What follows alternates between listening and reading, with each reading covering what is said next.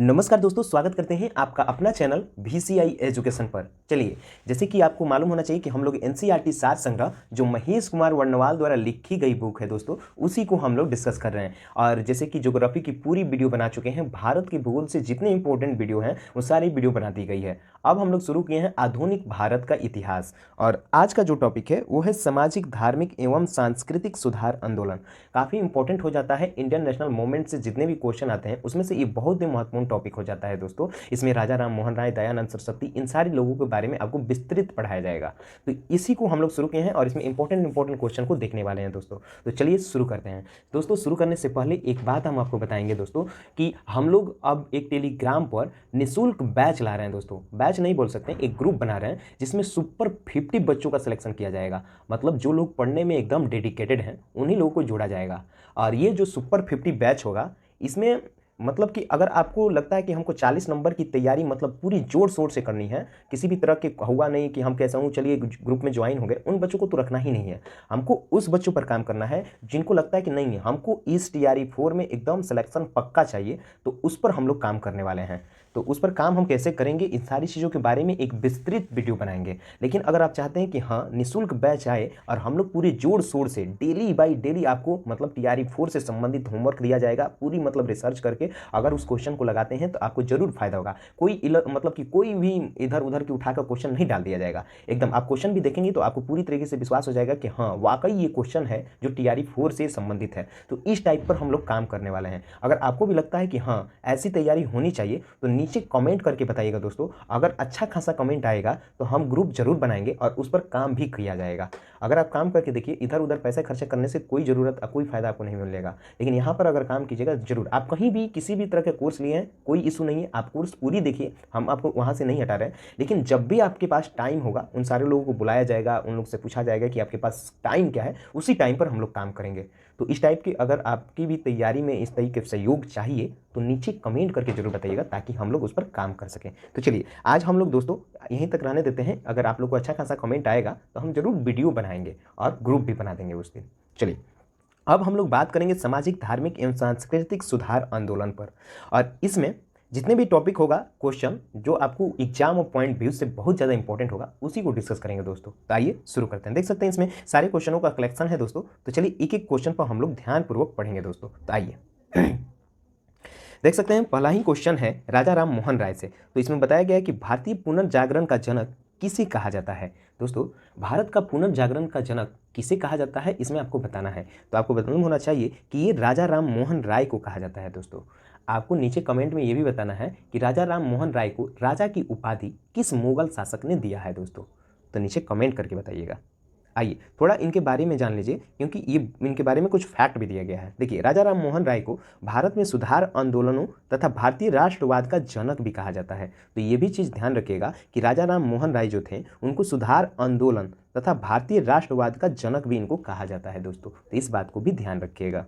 आइए राजा राम मोहन राय किस शिक्षा पद्धति के समर्थक थे, ये आपको बताना है। तो आपको बता दें कि ये पाश्चात्य या अंग्रेजी शिक्षा पद्धति के समर्थक थे दोस्तों। कौन? राजा राम मोहन राय। इस बात को भी ध्यान रखिएगा।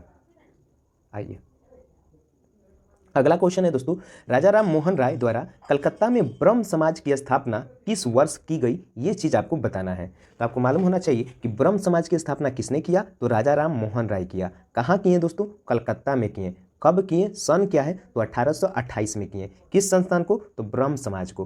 कब किए? 1828 में। कहाँ किए? तो कलकत्ता में। किसने किया ब्रह्म समाज की स्थापना? तो राजा राम मोहन राय। इस बात को ध्यान रखिएगा।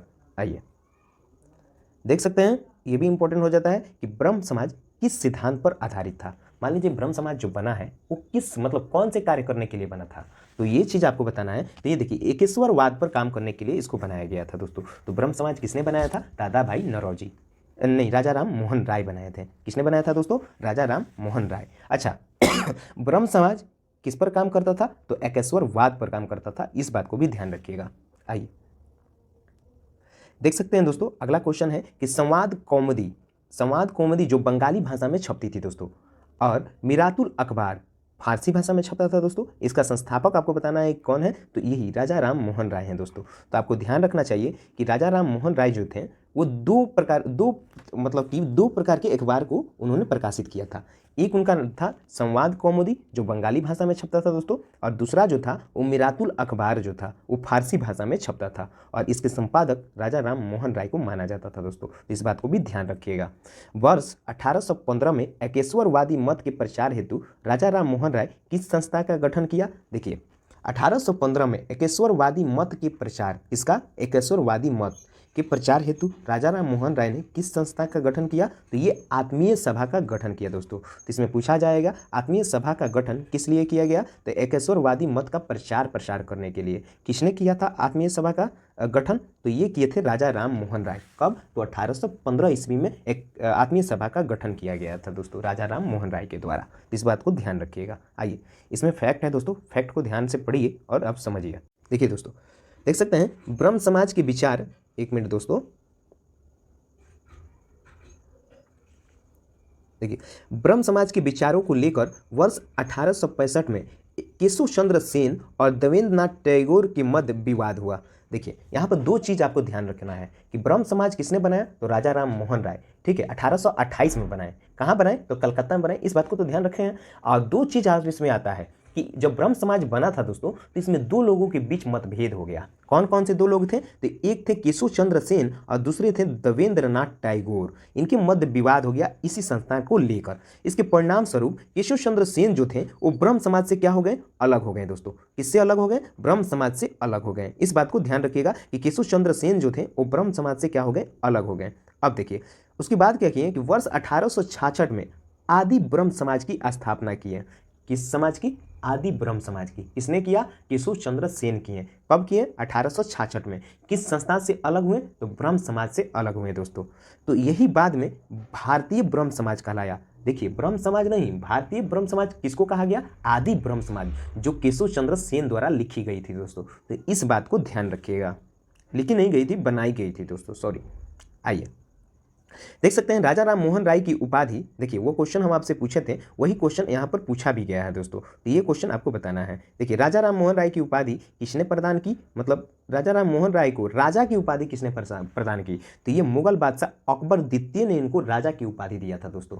ठीक है, आइए अगला क्वेश्चन देख सकते हैं। ये भी आपके एग्जाम से काफ़ी अच्छा है दोस्तों। राजा राम मोहन राय की समाधि कहाँ है दोस्तों? तो ब्रिस्टल इंग्लैंड में है। इंग्लैंड की एक शहर है जिसका नाम है ब्रिस्टल, वहीं पर राजा राम मोहन राय की क्या है? समाधि है दोस्तों। इस बात को ध्यान रखिएगा। आइए वर्ष 1872 में नेटिव मैरिज अधिनियम को पारित करवाने में किसने महत्वपूर्ण भूमिका निभाई थी? इस बात को बताना है। देखिए कह रहा है कि 1872 में नेटिव मैरिज अधिनियम को किसने पारित करवाया और उसको पारित करवाने में कौन अपनी महत्वपूर्ण भूमिका निभाई? तो ये वही केशव चंद्र सेन ने निभाई, जो आदि ब्रह्म समाज की स्थापना भी किए थे 1866 में। इस बात को भी ध्यान रखिएगा। आइए देख सकते हैं ये भी क्वेश्चन आपके लिए बहुत ज़्यादा इंपॉर्टेंट हो जाता है कि वर्ष 1839 में तत्वबोधनी सभा की स्थापना किसके द्वारा की गई दोस्तों? तो तत्वबोधनी सभा 1839 में बनकर आई और इसे देवेंद्रनाथ टैगोर बनाए। तो देखिए दोनों लोगों के मध्य विवाद हुआ था, केशव चंद्र सेन और देवेंद्रनाथ टैगोर। तो देख रहे हैं दोनों लोग अलग अलग तरह के संस्थान बना रहे हैं। एक बना है आदि ब्रह्म समाज 1866 में, और ये 1839 में तत्वबोधनी सभा की स्थापना भी किए थे। कौन? देवेंद्रनाथ टैगोर। तो इस बात को भी ध्यान रखिएगा। आगे देखिए वर्ष 1875 में आर्य समाज की स्थापना किसके द्वारा की गई दोस्तों? तो स्वामी दयानंद सरस्वती जो थे इनके द्वारा आर्य समाज की स्थापना की गई दोस्तों। आपको ये भी मालूम होना चाहिए कि आज किसी भी डिस्ट्रिक्ट में डीएवी पब्लिक स्कूल जो देखते हैं वो इन्हीं की देन है दोस्तों। इस बात को भी भुलाया नहीं जा सकता है। आइए वेदों के पुनरुत्थान का श्रेय, मतलब वेद जो था उसको बढ़ाने के लिए, उसको उत्थान करने का श्रेय स्वामी दयानंद सरस्वती को दिया जाता है। क्यों नहीं? यही ने वेदों को क्या किया? प्रसार किया और आगे बढ़ाया दोस्तों। और एक नारा भी दिए, वेदों की ओर लौटो। इस नारा से ये बहुत ज़्यादा इनको जान पहचान मिला और बहुत ज़्यादा प्रचलित भी हुआ दोस्तों। और इसका अर्थ भी देखिएगा तो अर्थ बहुत ही अच्छा निकल कर आता है, वेदों की ओर लौटो। इस बात को भी ध्यान रखिएगा। आइए देख सकते हैं इंपॉर्टेंट क्वेश्चन है दोस्तों। दयानंद सरस्वती द्वारा सत्यार्थ प्रकाश पुस्तक किस भाषा में लिखी गई दोस्तों? तो देखिए यहाँ पर 2-3 चीज़ याद रखिएगा। सबसे पहले सत्यार्थ प्रकाश पुस्तक किसने लिखी? तो दयानंद सरस्वती द्वारा लिखी गई। किस भाषा में लिखी गई दोस्तों? तो हिंदी भाषा में लिखी गई। तो इस बात को भी ध्यान रखिएगा, दयानंद सरस्वती द्वारा सत्यार्थ प्रकाश पुस्तक की लिखी गई और हिंदी भाषा में लिखी गई दोस्तों। आइए देख सकते हैं अगला क्वेश्चन है कि किस समाज सुधारक देखिए दोस्तों, इस समाज सुधारक को भारत का मार्टिन लूथर किंग कहा जाता है। तो ये दयानंद सरस्वती को मार्टिन लूथर किंग कहा जाता है, इसे भुलाया नहीं जा सकता है दोस्तों, ये बहुत बड़ा योगदान भी था इनका। आइए देख सकते हैं कि वह व्यक्ति जिसने सर्वप्रथम स्वराज शब्द का प्रयोग किया और हिंदी राष्ट्रभाषा माना। हिंदी को क्या माना? राष्ट्रभाषा माना। देखिए, ये स्वामी दयानंद सरस्वती हैं। कौन है? स्वामी दयानंद सरस्वती, जिसने सर्वप्रथम स्वराज शब्द का प्रयोग किया, जो बाद में इसकी मांग भी होगी कि हमको स्वराज चाहिए, तो यही प्रयोग किए थे और हिंदी को अपना राष्ट्रभाषा माने। जो आज देखते हैं कि भारत में भी हिंदी बहुत प्रचलित है, उसे राष्ट्रभाषा भी माना जाता है दोस्तों, तो इस बात को भी ध्यान रखिएगा दोस्तों। आइए देख सकते हैं कि किस बंगाली नेता ने सती प्रथा का समर्थन किया था दोस्तों? तो ये राधाकांत देव ने किया था। किस बंगाली नेता ने सती प्रथा का समर्थन किया? तो राधाकांत देव ने किया। इस बात को भी भुलाया नहीं जा सकता है। आइए अगला क्वेश्चन देख सकते हैं दोस्तों। वर्ष 1867 में केशव चंद्र सेन की प्रेरणा से महाराष्ट्र में प्रार्थना समाज की स्थापना किसके द्वारा की गई दोस्तों? तो आत्माराम पांडुरंग के द्वारा महाराष्ट्र में प्रार्थना समाज की स्थापना की गई। तो कब की गई दोस्तों? 1867 में। केशव चंद्र की प्रेरणा से ये महाराष्ट्र में प्रार्थना समाज की स्थापना करेंगे। कौन? आत्माराम पांडुरंग। तो अब इनका नाम, आत्माराम पांडुरंग का इनका नाम एक और है, वो नाम आपको बताना है कमेंट में दोस्तों। देखिए अगला क्वेश्चन देख सकते हैं कि किस समाज सुधारक को महाराष्ट्र का सुकरात कहा जाता है? तो महादेव गोविंद रानाडे को महाराष्ट्र का सुकरात कहा जाता है। इस बात को भी ध्यान रखिएगा। देखिए, वर्ष 1897 में विवेकानंद द्वारा रामकृष्ण मिशन की स्थापना किस स्थान पर की गई दोस्तों? तो कोलकाता में की गई। इस बात को ध्यान रखिएगा। आइए देख सकते हैं अगला क्वेश्चन दोस्तों आपके सामने है। देखिए कि स्वामी विवेकानंद ने विश्व धर्म संसद कहाँ? शिकागो में कब भाग लिया दोस्तों? स्वामी विवेकानंद ने तो 1893 ईस्वी में शिकागो में भाग लेंगे विश्व धर्म संसद में दोस्तों। सिस्टर निवेदित कौन थी दोस्तों? विवेकानंद की शिष्या थी। मॉर्गन नोबल से इनको पुरस्कारित भी किया गया था दोस्तों। आइए अगला क्वेश्चन देख सकते हैं दोस्तों कि 19वीं शताब्दी के उत्तरार्ध में नव हिंदूवाद में सर्वश्रेष्ठ प्रतिनिधि स्वामी विवेकानंद थे। अच्छा दोस्तों, यहाँ पर एक टॉपिक आपको समझ में आ रहा है। यहाँ पर उत्तरार्ध लिखा है। उत्तरार्ध का मतलब क्या होता है? और यहाँ पर शताब्दी लिखा है। तो इसके बारे में आप जानते हैं कि उत्तरार्ध और शताब्दी का मतलब, जैसे कि यहाँ पर देख रहे हैं 19वीं शताब्दी, यहाँ उत्तरार्ध, इसका मतलब क्या हुआ? इसके बारे में जानते हैं आप? तो थोड़ा समझिए, ये भी मतलब इसको समझते हैं तो आप NCERT पढ़िएगा तो इस टाइप का शब्द आपको देखने को मिलता है। क्या होता है इसका मतलब? अच्छा, शताब्दी कब बोलेंगे? देखिए, अगर हम बोल दें 1800 से लेकर 1900 तक, तो इसे हम क्या बोलेंगे? 19वीं शताब्दी बोलेंगे। क्या बोलेंगे दोस्तों? 19वीं शताब्दी बोलेंगे। अगर तो ये शताब्दी के बारे में आपको क्लियर हो गया कि 1800 से लेकर 1900 के बीच में कोई भी साल आ जाए उसे हम 19वीं शताब्दी बोल सकते हैं। तो ये बात क्लियर हो गया। अब हम बात करेंगे कि उत्तरार्ध किसको बोलेंगे? उत्तरार्ध देखिए, इसमें समझिए कि अगर हम इसका मिड पॉइंट ले तो हमारे पास आ जाएगा 1850। क्या आ जाएगा? 1850। आप यहाँ पर इतना समझिए, ये जो 1850 है ये मिड पॉइंट है। इसमें दो चीज आपको ध्यान रखिए, एक होता है उत्तरार्ध और दूसरा होता है पूर्वार्ध। तो उत्तरार्ध क्या होता है कि 1850 की उधर जाइएगा, जैसे 1851, 52, 1899, 1895, 1852, तो वो सारी चीज़ों को हम उत्तरार्ध बोलेंगे, 19वीं शताब्दी के उत्तरार्ध। अब पूर्वार्ध अगर आ जाए तो 1850 के ऊपर, मतलब नीचे क्या होगा? 1849, 1825, 1803, 1810, ये सारे शब्द आ जाएंगे तो इसे हम पूर्वार्ध बोल देंगे। लेकिन 50 के ऊपर जाएगा तो हम उसे उत्तरार्ध बोलेंगे। तो आई होप कि ये टॉपिक आप समझे होंगे कि शताब्दी किसे बोलते हैं और उत्तरार्ध किसे बोलते हैं। ये चीज़ें आपको क्लियर की गई होगी दोस्तों। चलिए, तो इस टाइप के टॉपिक भी अगर आपको मिलता है तो हम लोग क्लियर करेंगे दोस्तों। देख सकते हैं अगला क्वेश्चन कि न्यूयॉर्क में थियोसोफिकल सोसाइटी की स्थापना किस वर्ष की गई? देखिए, न्यूयॉर्क में किस सोसाइटी की? तो थियोसोफिकल सोसाइटी की स्थापना तो 1875 में न्यूयॉर्क में की गई दोस्तों। आइए, और भारत में थियोसोफिकल सोसाइटी का मुख्यालय कहाँ स्थापित किया गया? तो देखिए, ये जो एक महाराष्ट्र का शहर है जिसका नाम अड्यार, यहीं पर क्या किया गया? थियोसोफिकल सोसाइटी का मुख्यालय स्थापित किया गया था दोस्तों। इस बात को ध्यान रखिएगा। आइए अगला क्वेश्चन देख सकते हैं, भारत में थियोसोफिकल सोसाइटी को किसने प्रयत्नों से सफलता मिली दोस्तों? तो एनी बेसेंट के प्रयत्नों से सफलता मिली। किसकी? थियोसोफिकल सोसाइटी को। अब आपको मालूम होना चाहिए जो एनी बेसेंट है, जो ये आयरलैंड के निवासी थे। भारत में आकर होम रूल लिंग आंदोलन की शुरुआत करेंगे दोस्तों। और इनके साथ देखिए इनका मतलब विचार एक ही था कि होम रूल का मतलब इनको पूरे तरीके से इनको आज़ादी के लिए आज़ादी पर काम करना था। ठीक है, तो ये एनी बेसेंट अलग काम कर रही थी और बाल गंगाधर तिलक जो थे ये भी अलग काम कर रहे थे, लेकिन दोनों लोगों का मत क्या था, एक ही था, मतलब इन लोगों का रीजन एक ही था दोस्तों। इस बात को भी ध्यान रखिएगा कि भारत में होम रूल लिंग आंदोलन किसने शुरुआत किया, तो एनी बेसेंट और बाल गंगाधर तिलक। इस बात को भी भुलाया नहीं जा सकता है। आइए अगला क्वेश्चन दे सकते हैं, यंग बंगाल आंदोलन के प्रवर्तक कौन है, तो हेनरी विवियन डेरोजियो।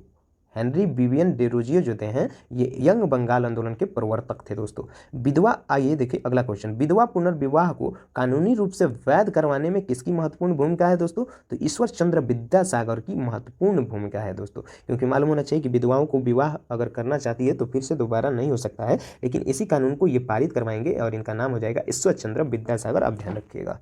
आइए थोड़ा ये फैक्ट है दोस्तों कि वर्ष 1851 में नेरोजी, फरदोनजी, दादा भाई नौरोजी और एसिन बंगाली आरके कम्मा, इन सारे लोगों के सहयोग से रहनुमाई जायदा स्नान सभा गठित की गई। रहनुमाई जायदा स्नान सभा को क्या किया गया, गठित किया गया, तथा सभा के संदेश को पारसी समाज तक पहुंचाने में उद्देश्य से पत्रिका रफ्त गुप्तार नामक पत्रिका को क्या किया गया, शुरू भी किया गया। इस बात को भी ध्यान रखिएगा। आइए अगला क्वेश्चन देख सकते हैं दोस्तों। अगला क्वेश्चन आपके सामने है कि दलित जातियों के कल्याण के लिए ज्योतिबा फूले ने वर्ष 1875 में किस संस्थान की स्थापना की, तो सत्य शोधक समाज की स्थापना की दोस्तों। और ब्रह्म समाज को एकेश्वरवादी आंदोलन के रूप में आगे बढ़ाने का श्रेय किसे दिया जाता है, तो देवेंद्रनाथ टैगोर जो थे एकेश्वरवादी आंदोलन के रूप में आगे बढ़ाने का श्रेय इनको दिया जाता है दोस्तों। इस बात को भी ध्यान रखिएगा। अब आइए कुछ यहाँ पर क्वेश्चन है दोस्तों, उसको हम लोग देख लेते हैं ताकि आपको कोई कन्फ्यूजन न रहे। देखिए देख सकते हैं ब्रह्म समाज में सर्वोच्च चुनौती देने के लिए आत्मसम्मान आंदोलन किसके द्वारा चलाया गया, तो बी रामस्वामी नायकर द्वारा, पेरियार से थे दोस्तों। और यही ब्राह्मणों को सर्वोच्चता को चुनौती देने के लिए आत्मसम्मान आंदोलन को चलाया था दोस्तों। आगे देखिए देख सकते हैं कि राधा स्वामी सत्संग के संस्थापक कौन थे, तो शिव दयाल जो थे ये राधा स्वामी सत्संग की स्थापना किए थे। गुलामगिरी पुस्तक के लेखक ज्योतिबा फूले, ये कई बार आपके एग्जाम में देखने को मिलता है दोस्तों कि गुलामगिरी पुस्तक के लेखक ज्योतिबा फूले, ये ध्यान रखिएगा, आपसे पूछा जा सकता है। आगे देखिए देख सकते हैं कि सर्वेट ऑफ इंडिया सोसाइटी की स्थापना किसने की थी दोस्तों, तो गोपाल कृष्ण गोखले ने की है। और गोपाल कृष्ण गोखले जो थे ये महात्मा गांधी के गुरु भी थे दोस्तों। इस बात को ध्यान रखिएगा। आगे देखिए अखिल भारतीय दलित वर्ग की स्थापना किसके द्वारा की गई, तो भीमराव अंबेडकर के द्वारा अखिल भारतीय दलित वर्ग की स्थापना की गई दोस्तों। इस बात को ध्यान रखिएगा। आइए देख सकते हैं दोस्तों यहाँ पर कुछ धार्मिक सामाजिक आंदोलन है जो हम आपको सब्जेक्टिव फॉर्म में पढ़ाए हैं, उसी को एक एक करके यहाँ पर दिया गया है दोस्तों। आप मोबाइल में देख लीजिएगा और नहीं तो टेलीग्राम चैनल पर भी इसको डाल दिया जाएगा, जहाँ से आप इसको निकाल कर आसानी से पढ़ सकते हैं। देख सकते हैं दोस्तों एक एक चीज़ को बहुत ही अच्छे तरीके से यहाँ पर लिखा गया है, तो इसको निकाल कर जरूर पढ़ लीजिएगा ताकि आपकी तैयारी चार चांद लगा दे दोस्तों। चलिए मिलते हैं नेक्स्ट टॉपिक पर अगले वीडियो में।